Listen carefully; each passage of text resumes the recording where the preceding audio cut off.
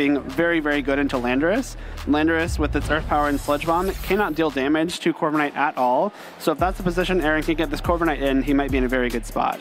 Well, we have those two signature Pokemon out on the field to start game number 1 here of Swiss Round 15 versus Aaron versus Paul, Corviknight versus Kommo-o, Incineroar versus Urshifu. And this, again, kind of a great spot for Aaron to be in right now. Corviknight immediately reflecting and Intimidate back to the Incineroar means it's at -1 attack. Perfect chance to get one of those bulk ups going if that's what he chooses to do. And of course, the Urshifu very heavily threatens Incineroar as well with those Surging Strikes, especially considering Aaron is running the Mystic Water item on this Urshifu to even further boost the power of those Water-type moves.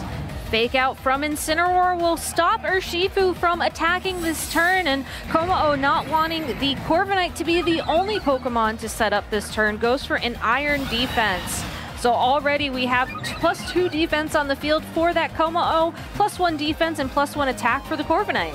Another setup turn there. I mean, the Corviknight and the Kommo-o kind of had nothing better to do. Really good position. I think still for this Corviknight, obviously the Kommo-o gets 2 stat boosts quicker than Corviknight can because the Iron Defense boosts defense by 2, which at the same time is boosting the power of Body Press. So Corviknight a little bit behind, but when Corviknight gets those bulk ups and another chance to get some possible Brave Birds off, you are threatening super effective damage into that Kommo-o still. And of course, with the -1 attack on Incineroar and the +1 defense on Corviknight, really not threatened a whole lot by a big chunk of damage here. Yeah, Corviknight has plenty of opportunities to sneak those bulk ups in. Amoonguss certainly will not be stopping it this turn for Paul, switching out that Incineroar to send that Pokemon to the field. Way better suited to take these 3 Surging Strikes as well.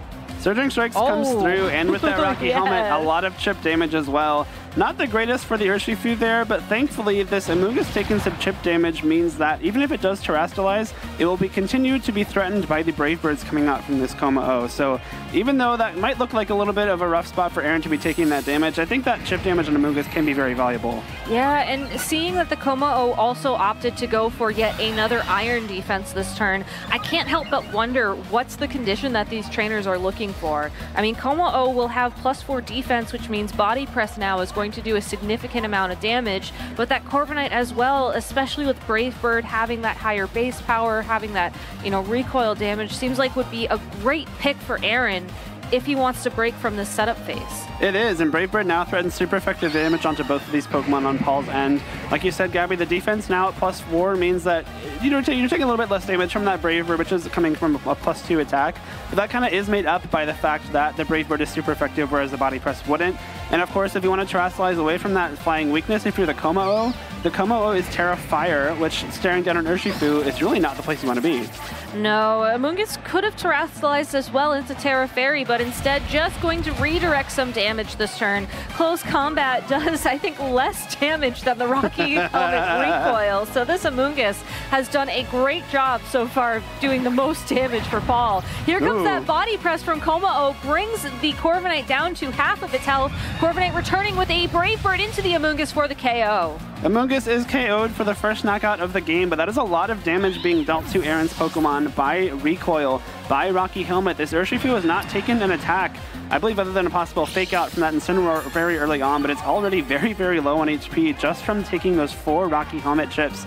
And now that the Kommo-o has gotten a Brave Bird off, a Body Press off into that Corviknight, the Rocky Helmet, the Brave Bird recoil also put that Corviknight into range for what looks like 1 more Body Press as well.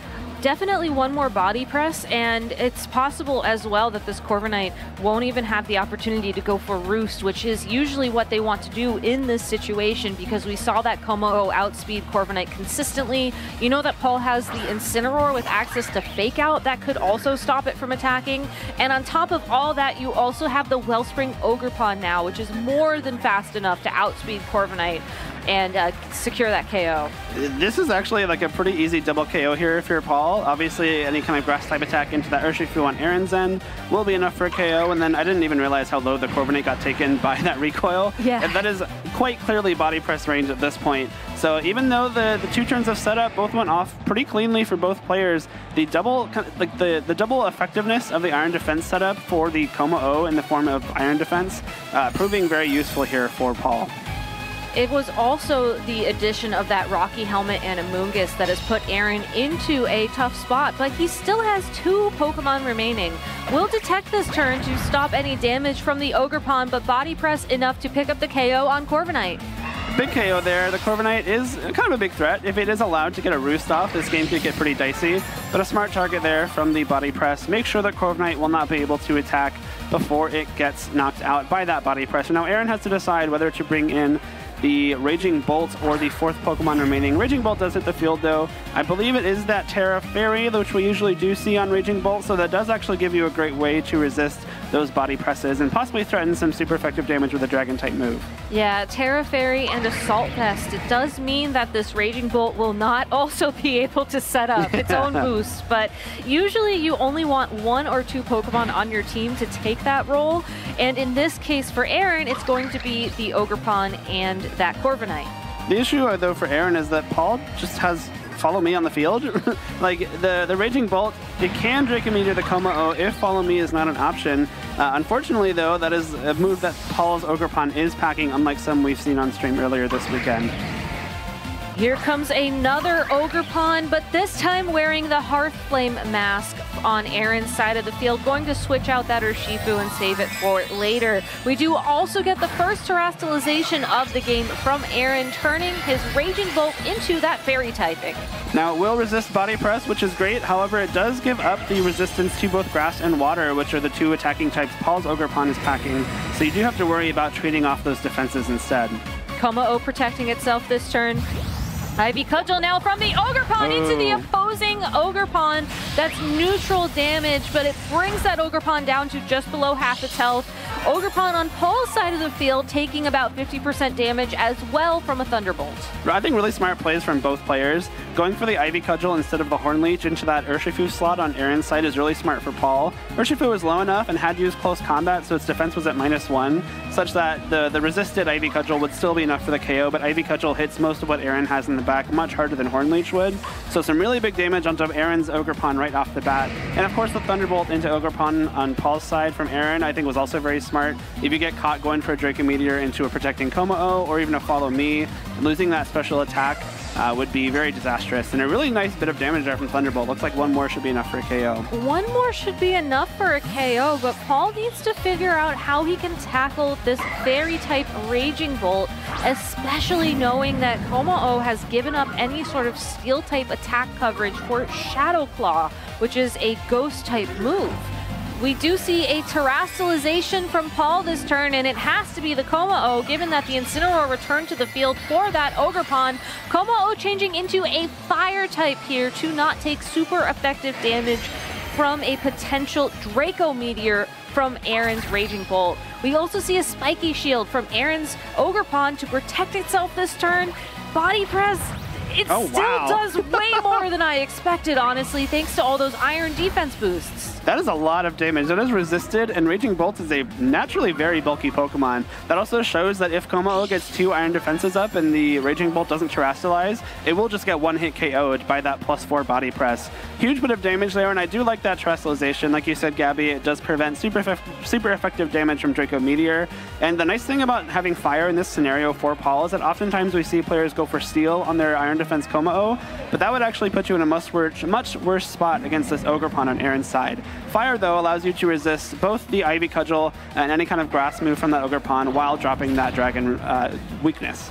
Fake Out from the Incineroar will stop the Raging Bolt from attacking this turn, but Aaron finds an opportunity to set up once again. Sword Stance on his Ogerpon to boost its attack 2 stages, so even though he does lose the Raging Bolt here this turn, that Ogerpon is now such a huge threat at +1 attack overall after the Intimidate. It is a big threat, and now that the Raging Bolt was actually the Pokemon Paul decided to KO this turn instead of Ogerpon, Aaron does get to bring the Urshifu in, and because the Kommo-o is now a Fire type, Surging Strikes actually just KOs it. You're actually in a spot now where this Urshifu is kind of a big problem, and of course, because of the Unseen Fist ability, you cannot protect either of the Pokemon on the field. Unfortunately for Aaron, the Ogerpon won't be able to attack for more than resisted damage, so that Sword Stance does go up, which is nice. It kind of keeps you in this game a little bit, but if your Urshifu doesn't take kind of 2 KOs in the next 2 turns, I'm still not sure it'll be enough. There's also the Ogerpon Wellspring Mask in the back of Paul's party, which could swap in for either Como-O or Incineroar and then use its Water Absorb ability to negate any Surging Strikes. Right. So there's a ton of pressure on Aaron to make the call this turn correctly. Who do I target and with what? It's true. You might have to close combat here just to make sure you're not giving that Ogerpon Wellspring form any kind of healing with Surging Strikes. But if you're close combated and Como-O absolutely survives this turn, you have to call whether or not Paul swaps out, but there's no switch at all, just a Swords Dance instead. Como-O is going to stay on the field, but unfortunately it'll take a Surging Strikes for its trouble, and after all 3 hits, it is enough to pick up that KO. Good information for Paul and for Aaron to see just how that might have actually missed the KO if it was still at full health going into a next game. But for now, Como-O has been knocked out. Incineroar will use Parting Shot to drop the attack of that Urshifu by another stage. And just like that, both of these trainers are down to their final 2 Pokemon. They are, and you have to wonder whether or not Paul kind of had to go for a read there as to whether or not a Surging Strikes would hit one of those slots. Now that the Como-O got knocked out without taking another KO, it looks like Ogerpon will be in range for either an IV Cudgel or a close combat coming out from this Urshifu. Although the Parting Shot plus the Intimidate coming in, Urshifu now at -2, close combat a little bit less of a threat. But of course we have the Ogerpon on Aaron's end. Between the 2 Intimidates and the 2 Swords Dances is at +2 attack. This is going to be really close, Gabby. I think it might still come down to some Protect and Fake Out reads here. You do still have to worry about the Unseen Fist, but if you're Aaron's Ogerpon at +2 attack, obviously you can KO Paul's Ogerpon, but the Incineroar on the other side still will be resisting everything. Yeah, I really like how Aaron just went for the double Protect play here to ensure that neither of his Pokemon would be flinched and caught off guard. I'm more curious about how Paul targeted this, because I would think you would prioritize the Fake Out onto the Ogerpon, knowing that after all those Swords Dances and Intimidates, it's now at +2 attack, and then just double into that slot. We actually see the Horn Leech connect with the Incineroar, trying to heal that Ogerpon up with its health so that it could withstand an attack from the opposing Ogerpon, and also activate the Citrus Berry from Paul. That was a great opportunity to capitalize on otherwise a very passive turn. That was so smart. Making sure you fake out the Ogerpon, I think, is the right play, but capitalizing on the double Protect there to make sure you're not getting caught by a Fake Out. You not only heal your Ogerpon a little bit, maybe you can survive a close combat from this range now too, but also your Incineroar is at higher health than it was when it started that turn. I think this match, Gabby, is going to come down to the speed interactions between the 2 Ogerpon. If Paul's Ogerpon can attack first and KO Aaron's Ogerpon, then we might see it be able to survive a close combat. And no, Aaron's goes first! Here comes the Ivy Cudgel, and it is enough to pick up the KO on Paul's side of the field. Paul shaking his head. Urshifu is guaranteed to be the next Pokemon to attack, and even with the extra help from that Citrus Berry, it just means that the Incineroar could take 2 hits from Surging Strikes instead of 1. Aaron Brock is up 1-0 in this final round of Swiss. That was a really tight end game there. I think at certain points, I actually thought earlier on that Paul was in such a strong spot with that Como-O, but thanks to him being forced to Terastallize by that Raging Bolt threatening Draco Meteor, that meant Urshifu could come back in and threaten that Surging Strikes to KO through those Iron Defense boosts.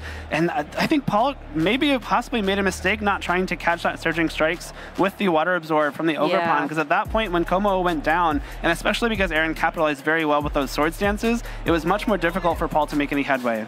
Yeah, one play that I was curious that we didn't see from Paul was the use of Follow Me on Ogerpon in particular, because it did seem like there were a couple of turns where, yes, you do have to guess, is it going to be Surging Strikes or close combat from the opposing Urshifu?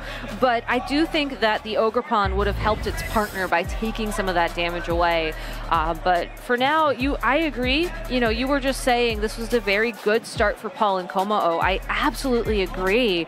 It just felt like the Urshifu and the Ogerpon just out-damaged Paul's Pokemon at the end of the game. Yeah, and that's what it came down to. Once the Como-O went down, that was kind of all of Paul's offensive threat at that time, especially because the Ogerpon Wellspring on Paul's end doesn't have the Swords Dance like we're seeing from Aaron's or even Stefan's Wellspring Ogerpon earlier on in this tournament. And so after that defense boosted Como-O went down, there was not a whole lot Paul could do to threaten a whole lot of damage anymore, especially because of the way Aaron set up the rest of his Pokemon. Yes, the Urshifu took a lot of damage from that Rocky Helmet earlier on in the game, but making sure it didn't get knocked out and stuck around to threaten that Surging Strikes into the defense boosted Como-O was more than enough. Yeah, and it does make me wonder if Paul's going to consider adjusting his strategy going into game number 2 here. You know, both that Incineroar and that Amoonguss felt like they were there to support the Como-O. And as much as it pains me to admit this as a Como-O believer, I don't think you can dedicate essentially 3 Pokemon to 1 attacker in this matchup, knowing how offensive your opponent was playing game 1. We did get to see kind of how the Iron Defense and the Bulk Ups interacted, though. After 2 turns of both Iron Defense and Bulk Up, the Como-O was definitely out-damaging the Corviknight. So I guess that's something for Paul to still keep in mind. You know, if I do get the chance to go for that setup again, maybe I prioritize keeping Como-O healthy. Maybe I do use that Follow Me, like you said, Gabby, or possibly use that Amoonguss to put things to sleep, use that Rage Powder as well. And now we have the Como-O Incineroar lead again from Paul, again getting intimidated by its own self because of that mirror armor and the Corviknight Ogerpon from Aaron. I think Incineroar could take a little intimidation. I don't know. Maybe it needs that little blow to its ego. We'll go for the fake out into that Corviknight to stop it from setting up any bulk ups this turn, whereas Como-O goes straight for the Iron Defense. Funnily enough, though, Aaron already showcasing an adjustment here. Not only did he lead the Ogerpon Hearthflame, but also immediately switched in that Raging Bolt so that it can now threaten both the Pokemon on Paul's side of the field. Smart swap there from Aaron. The Ogerpon there was doing absolutely nothing, especially because this Como-O was absolutely going to be Iron Defensing this turn. And in its current state, it is resisting both the Grass and Fire type moves from the Ogerpon on Aaron's side. And that's, I mean, kind of a clear fake out into Corviknight there too. You know, Corviknight is the only thing that threatens any kind of damage. And of course, if you get 1 Iron Defense up before it can even bulk up once, you're already way ahead in that setup war. So a smart turn from Paul here. You might probably see him not allow this Raging Bolt to go for a Draco Meteor into the Como-O as a Dragon type. I would imagine some kind of Terrestrialization or Protect and reshuffle that Incineroar on this turn if necessary. Well, interestingly enough, we see Aaron opt to Terrestrialize first. Oh no, excuse me, that was Paul. Never mind. Como-O and Corviknight are Terrestrializing this turn. I agree with this play, if only because judging by what we saw in game number 1, Como-O was so central to Paul's strategy, you just have to protect it. But we already see an adaptation from Aaron again. It is still going to be a Fairy type Terrestrialization, but instead now it's the Corviknight with that Fairy typing, which means it will resist the body presses for sure, but we also could see this play out later. That's a +4 defense Como-O. You said that body press is gonna do a ton of damage to not a Fairy Raging Bolt. Here's the opportunity. Not even a bulk up coming out. Tailwind instead, and Draco Meteor does come out from the Raging Bolt into Como-O. Still does a big chunk of damage, well over 50% of that Como-O's HP. So that Terrestrialization did save it from being one-hit KO'd. But now, unfortunately, this Raging Bolt finds itself at -3 special attack thanks to the Draco Meteor drops and the parting shot from that Incineroar.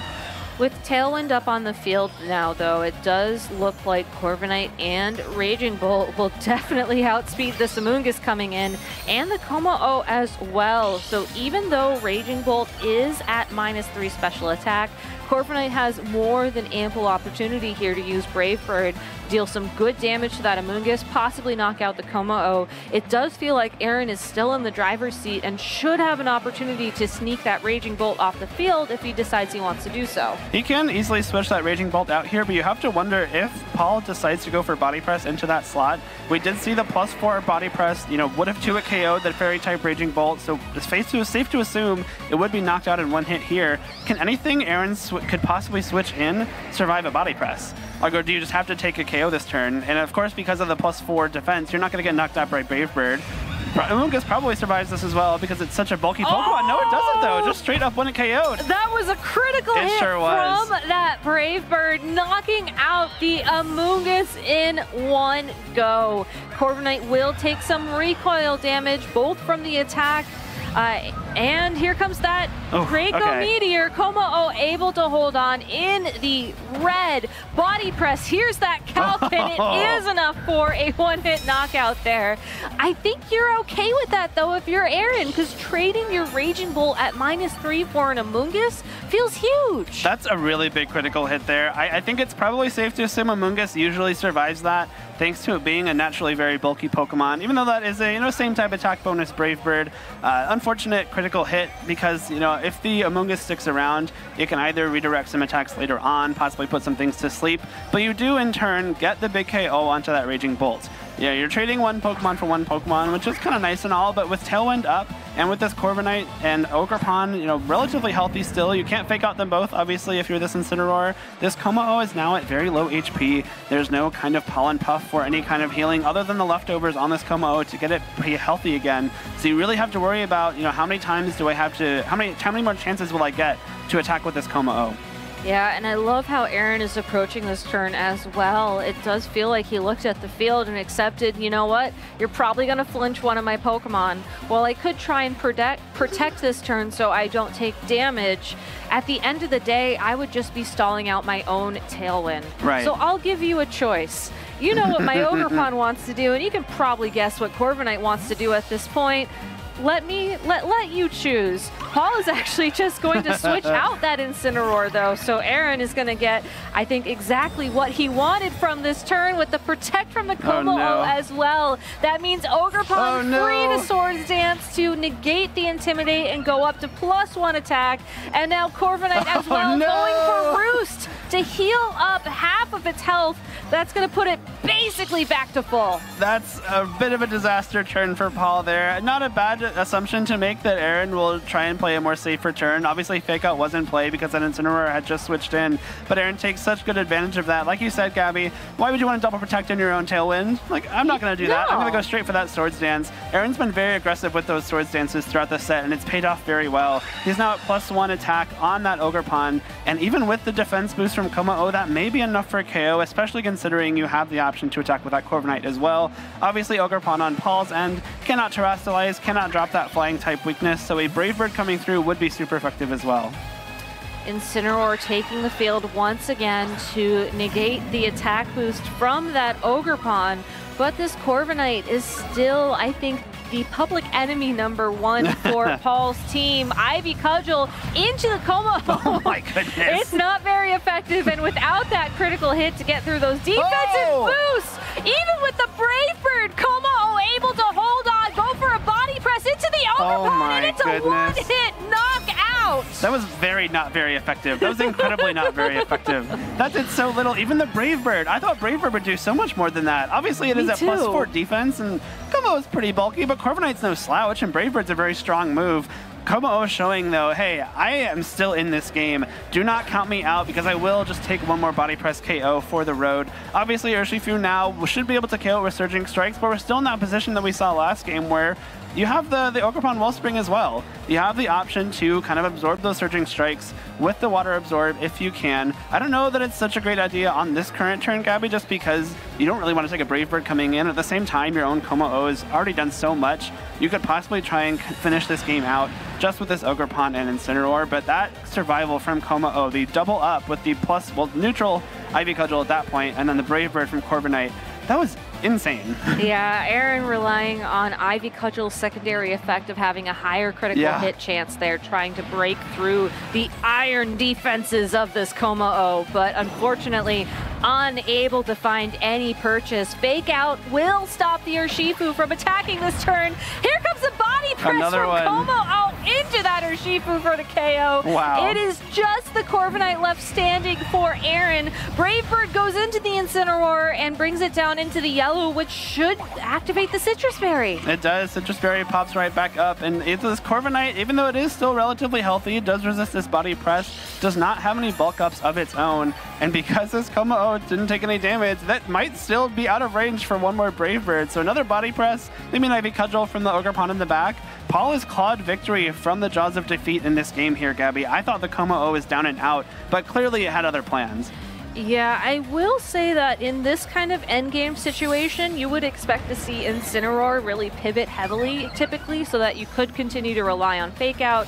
You could continue to stop Corviknight from boosting its attacks and defenses with bulk up, for example.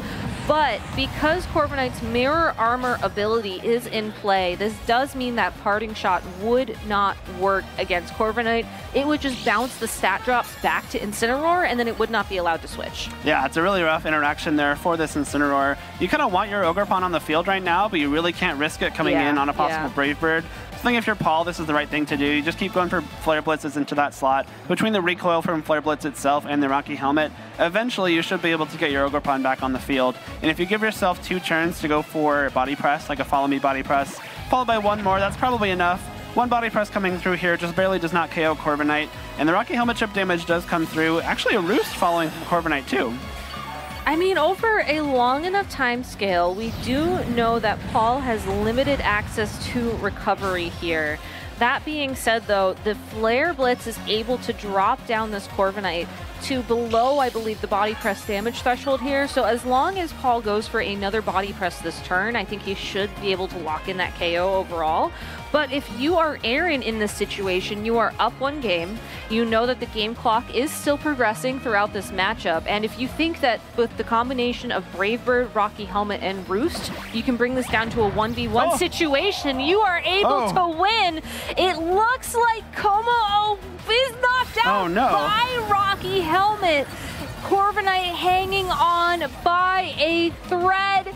Will have the opportunity to heal itself back up, and this is why you continue to play this endgame. Absolutely. Rocky Helmet here actually a huge factor for Aaron because Como could not freely body press. That's something I kind of felt to take into consideration there, because if you just keep body pressing, eventually the Rocky Helmet will outdamage Leftover's recovery. Exactly. And you won't have a chance to keep attacking. And again, it was very, very risky for Paul to try and swap in Ogerpon for that Incineroar slot earlier on in this game. So you don't think you really have the option to do so, and now Ogerpon is kind of the last shot for Paul here. Ivy Cudgel does have an increased critical hit chance, but it doesn't get the crit this turn. Corviknight now able to heal itself up once again. And now as these turns progress, we are getting closer and closer to Corviknight winning. Though that's actually a really smart snarl, though, because keeping Incineroar healthy and on the field is really important. That just means Aaron can't keep roosting over and over and over, and he has to eventually attack and possibly knock himself out with a Brave Bird after a certain number of turns. And the more that you let this Ogerpon on Paul's side go for IV Cudgels, the more chances you're getting for a critical hit with that boosted critical hit chance, too. This is going way back and forth, Gabby. I did not expect this. It is, and another important thing to call out here is that Roost only had 5 uses throughout this entire match. It is now gone. And Ogerpon, even though Ivy Cudgel is a physical attack, it doesn't make contact. Correct. So Ogerpon will not be taking recoil damage, or won't be taking damage from the Rocky Helmet. Instead, Corviknight has to go for a Brave Bird at some point into that Pokemon for the KO. Here it comes. It's a one-hit knockout. It is just Incineroar versus Corviknight remaining, and Incineroar is just hanging on by a thread. But Flare Blitz should be able to pick it up here, but it went for Snarl instead. Survives at 2 HP. The Corviknight hangs on and will win this match for Aaron. Oh my gosh, Gabby. Paul Ruiz had it. He had a path to victory, but Corviknight, thanks to the power of Rocky Helmet, thanks to Roost, and thanks to that Brave Bird getting the one-hit knockout on that Ogerpon, is enough to send Aaron into what should hopefully be a top cut appearance here at the Orlando Regional Championships.